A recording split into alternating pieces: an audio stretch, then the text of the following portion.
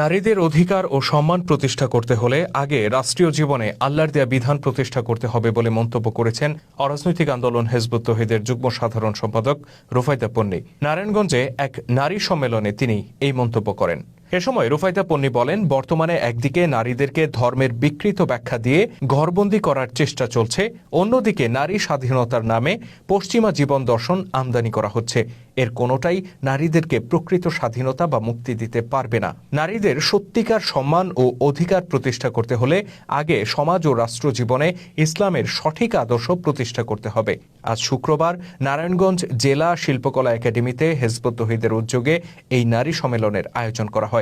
এতে প্রধান অতিথির বক্তব্যে রুফাইদা পন্নী আরও বলেন, আল্লাহ তাআলা নারী ও পুরুষ উভয়ের জন্য পর্দাকে ফরজ করেছেন। পবিত্র কোরআনে যতটুকু পর্দার বিধান রাখা হয়েছে তা মান্য করে রাসূলুল্লাহ সাল্লাল্লাহু আলাইহি ওয়াসাল্লামের নারী সাহাবীরা দ্বীন প্রতিষ্ঠার কাজে অংশগ্রহণ করেছিলেন। এমনকি তারা বিপদসংকুল জিহাদের ময়দানেও ছুটে গিয়েছিলেন। আজকে ইসলামের সেই সঠিক আদর্শ প্রতিষ্ঠার জন্য নারীদেরকেও সংগ্রামে অবতীর্ণ হতে হবে বলে মন্তব্য করেন তিনি। আমরা এখন সিদ্ধান্ত নিব, মানব রচিত বিধানকে বাদ দাও, আল্লাহর দেওয়া বিধান প্রতিষ্ঠা করো। যদি আমরা করতে পারি, যদি না করতে হবে, করতে হবে।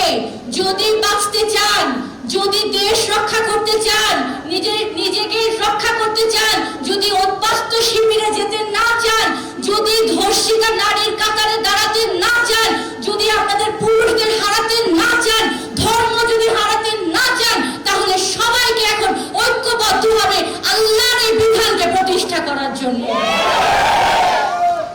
যদি করি, ইনশাআল্লাহ আমি সাধারণ রুফাইদা আজকে আপনাদেরকে বলে যাচ্ছি, এই বাংলাদেশ শুধু বাংলাদেশ নয়, পুরো পৃথিবীর জন্য বাংলাদেশ হবে ইনশাআল্লাহ একটা রোল মডেল। আপনারা নিরাপত্তাহীনতায় ভুগছেন, দরজা খুলে ঘুমাতে পারেন না। আমি আমার এই বোনদেরকে বলবো, আপনারা টেকনাফ থেকে তেঁতুলিয়া যাবেন, গায়ে স্বর্ণের অলংকার পরে আপনাদের দিকে কুদৃষ্টি দিবে, এমন কোন দৃষ্টি বাংলার মাটিতে থাকবে না ইনশাআল্লাহ। আপনি একটা যুবতী নারী, আপনি টাকার বস্তা রাস্তায় ফেলে দিবেন, চুরির ভয় থাকবে না। নারায়ণগঞ্জ জেলা হিজবুত তৌহিদের নারী বিষয়ক সম্পাদক কিরণ ইসলামের সভাপতিত্বে অনুষ্ঠানে বিশেষ অতিথি হিসেবে বক্তব্য রাখেন হিজবুত তৌহিদের যুগ্ম সাধারণ সম্পাদক মাহবুব আলম মাহফুজ, কেন্দ্রীয় নারী বিভাগের যুগ্ম সম্পাদক আয়েশা সিদ্দিকা, নারায়ণগঞ্জ অঞ্চলের সভাপতি আরিফ উদ্দিন, সাধারণ সম্পাদক গুলজার হোসেন, নারী বিষয়ক সম্পাদক মাহমুদা আক্তার দীপা, নারায়ণগঞ্জ জেলা হিজবুত তৌহিদের সভাপতি সোহাগ মীর, সাংবাদিক ও প্রভাষক সাজেদা ইসলাম প্রমুখ। অনুষ্ঠানে নারায়ণগঞ্জ জেলা থেকে আগত সংগঠনের কয়েকশো নারী কর্মী উপস্থিত ছিলেন।